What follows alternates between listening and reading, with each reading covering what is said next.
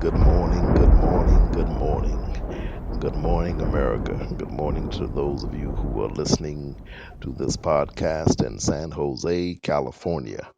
Good morning to those of you in Phoenix, Arizona, those of you in Vietnam, the persons in Hanoi, those who are listening to us in Switzerland, in Atlanta, Georgia, and Los Angeles, California, around this nation and around the world. I am Sherman D. Manning, live from Beverly Hills, California. It is now 10:24 a.m. in Los Angeles, which means it's 1:24 p.m. in Atlanta, which means it is 8:24 at night in Switzerland and Europe. And I am just glad to be coming to you today. First of all, let me start, as a public speaker, as a so-called keynote speaker, one of the things I've always been taught and have taught myself is never start a speech off with an apology. Never start a sermon off with an apology. I'm going to have to violate my own uh, teaching at this moment by beginning with an apology. I want to apologize for the unprofessionalism that you will hear as we do this podcast. Because I will be moving around and you'll hear papers rattling and etc. If you want to know honestly what I'm doing, I'm not even going to tell you what I'm doing, but I'm surviving. I'm trying to make this thing happen, and I keep getting messages from people saying, "Do more podcasts, do more podcasts." We're interested in what Sherman D. Manning has to say, and I'm thankful for that. I am humble. I consider it a privilege and an honor, first and foremost, to be alive and in the land of the living. And I also consider it an honor and a privilege and a blessing and a miracle that God chooses who He uses, and that I'm so glad that He chose me. I really am. I don't know how you feel about it, but I feel like I'm blessed going in and I'm blessed coming out. I'm blessed dealing with all the kind of stuff that I have to deal with, and by His grace, I'm going to deal with it. And I also consider it to be a privilege and a miracle and a blessing that you would take out time from your day as you drive your cars, as you walk around in your homes, as you sit in your office space, whatever you're doing, wherever you are, if you're on a plane or a train, if you're on a cruise on the ship. Just the fact that you would take time out to hear something that Sherman has to say is a blessing, and I am honored to make your acquaintance, be it through podcasts and through the technological advances that have been made in the 21st century, which allow me to come before you. How you doing, boss? Hi. Awesome. Thank you. My name is Ivan Lozano. I'm with the legal manager. We're on the area forming homeowners of the program, sir. Are you familiar with that program? We're doing a live podcast forming homeowners of what? Informing homeowners of the PACE program. It's Property Assets Clean Energy. And what we're doing is we're focusing on, not for solar, we're focusing on products that actually, they're permanent fixtures on your home that'll raise the equity in your home, lower the energy costs, and make your life a lot more comfortable to live in this beautiful piece of work. Okay. I noticed that you have some outdated windows, and you actually have some wood frame windows on that side. Those windows are actually subject to wood rot and termite damage. Okay. And so that's what we're focusing on. If I may show you, we have. You have a card? Sir, unfortunately, we're a Go Green company, so I'm like the walking flyer. Okay. That's why we're out here in the beautiful weather. All right. My only problem is I do a live podcast, and I'm on live right now doing a podcast. So you just got some free advertisement. They know about you now. They're hearing you. Awesome. And so I can't talk at the moment. Are you all coming back around a little later or what? What I can do is I can write down some information, and whenever you're ready, sir, you can visit us online and perhaps maybe even call my boss. And okay, you have a phone number? Sir, I'll write that down for you. Okay. And so, ladies and gentlemen, you will hold. As you know, these live podcasts, you never know what's going to happen next. And so, an intelligent, articulate young man has come up with a proposal that we might be interested in, but we just can't do it at this juncture. But nevertheless, as I was saying, it is an honor to reach those of you who are in Guam, those who are in Hanoi, in Vietnam, uh, our listeners in San Jose, California, Los Angeles, Atlanta, Phoenix, Arizona, wherever you are. I have gotten a lot of emails from around the world, people who are listening to this podcast, and we consider it a blessing and a pleasure to come into your homes and to come into your office space. If you have not emailed me thus far, email me at shermandmanning@gmail.com. That is shermandmanning@gmail.com. Sherman D. Manning is one word, ShermanDmanning@gmail.com. And let us know that you're listening to us. If you have any constructive criticism, we will humbly accept it. And if you have any praise, we'll take that also. Thank you. Okay, we'll give you a call here. All right. And so, um, we're interested in what people who are listening think about this podcast. And as I said to you initially, you never know what's going to happen. And a few minutes after I said that, as you can see, this is what happened. Someone came up, and I'll give them a free plug. EliteHomeEnergy.com. We'll give them a free plug. EliteHomeEnergy.com. ELITE HomeEnergy.com. That's who just came up to me, and the guy's name is Yvonne Gazzano and Tanner Sweem. Don't know which one I was talking to.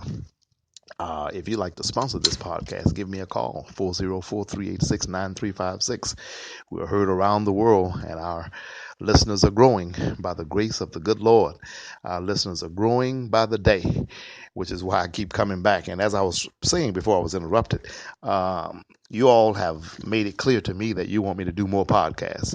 And the people have said to me, even if you have to be unprofessional and have to do other things simultaneously, because right now I don't have the funding to hire a personal assistant as I need.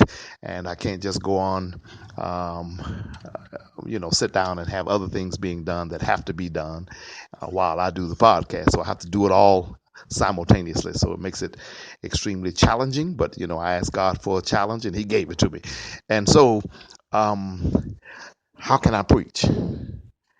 How can someone who has been in prison, wrongly convicted of rape, have the audacity, the temerity to preach the gospel of Jesus Christ?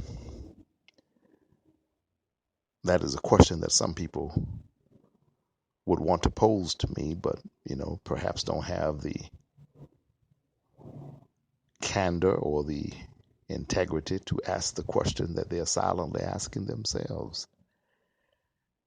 I mean, after all, when we see people like the Pope and we see people wearing white robes and people talking about holy living and righteous living and, I don't drink, smoke, or chew, and I don't run with those that do, then you find this guy who's fresh out of a jail cell, who has the audacity, the temerity to stand up behind the bookboard and expostulate and prognosticate the gospel of our Lord and Savior, Jesus, who is the Christ. Some might pose the question, how could God be using an ex-con to preach the gospel? Well, if I may humbly answer the question for you, I'm glad you asked that question. You don't know how excited I am about the answer to that particular question. First and foremost, let me say this to you, because maybe I didn't introduce myself properly when I began this podcast. Perhaps, I took it for granted that, and that's probably some form of arrogance that God needs to whip out of me through the process of teaching me humility, which I ask Him every day to do. And I think He's working on me, and He's making me better, and He's making me more and more and more and more humble as the days go by. The more I live, the more I recognize that I ain't got nothing to do with the fact that I'm living, that it's only by the grace of that somebody who helps nobodies that I woke up this morning and started on my way. And so I probably assumed that you all knew me, and that's probably a false assumption. So let me say this to you. I was born in Atlanta, Georgia, okay? And I was called to preach at the age of 8. And for people who may be a little bit secular, perhaps I have some atheists or agnostics listening to this podcast, and I respect your belief and your right to not believe and all of that. But I'm talking about Sherman right now. We're not talking about you at the moment. If you call me, we can discuss you. If you text me, we can discuss you. You can text me 404-386-9356. I'm talking about Sherman at the moment. And so I was called to preach. I received the divine inspiration and the divine instructions to preach the gospel when I was an 8-year-old boy. All right, I went to my pastor, Pastor Moses Lee Ragland at First Corinth Baptist Church in Atlanta, Georgia, and told him about my calling. And when I was 12 years old, he licensed me to preach. That licensing is a process wherein a preacher in a Baptist church, and I'm sure it's that way with a lot of Kojic churches and Full Gospels, etc. I can't speak for every particular denomination. I know it's that way with the Methodist Church also. So once you express a calling, once you express the faith that God has inspired you to preach, then you go to the pastor of that particular organization or church, and you will be scheduled to preach a trial sermon. A trial sermon is what they call it. After you preach a trial sermon, if you pass the test, so to speak, you will then be licensed to preach. You will become a licensed preacher of the gospel, a minister. Back in the day, they didn't call you Reverend Sherman D. Manning. They called you Master Sherman D. Manning. And then after that, at some point, when the pastor, the leader of your organization, the person under whose auspices you fall, under the tutelage of whom you have received your instructions, feels that you are ready, then they will ordain you to preach. And to ordain a preacher simply means it's almost like the licensing process is like a learner's license in driving, if I may use that analogy. You know, you got to have a licensed driver with you when you do what you do. Well, a licensed preacher can perform certain, you can preach, but you can't perform weddings, you can't perform marriages, which are weddings, I'm sorry, funerals, I was about to say, without the assistance and without being overseen by an ordained preacher.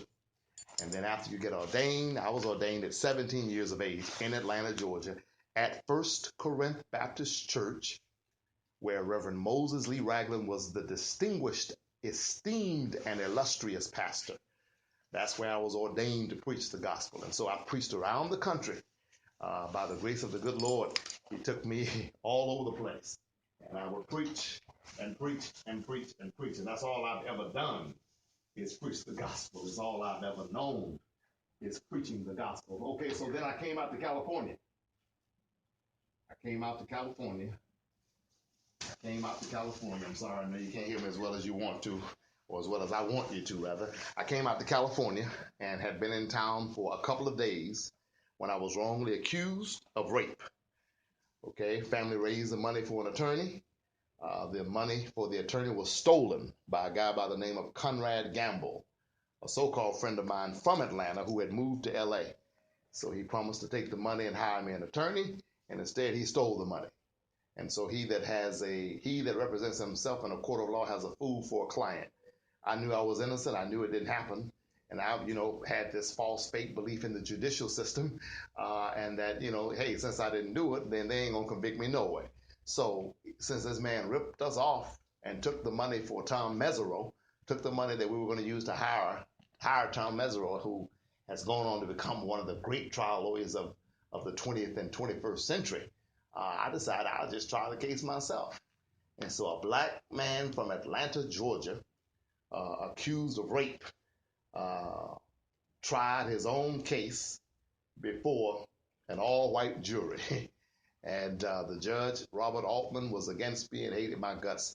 And unfortunately, the person I was accused of raping was a grown-ass man. Y'all excuse my A word. I shouldn't have said that. A man, absolutely.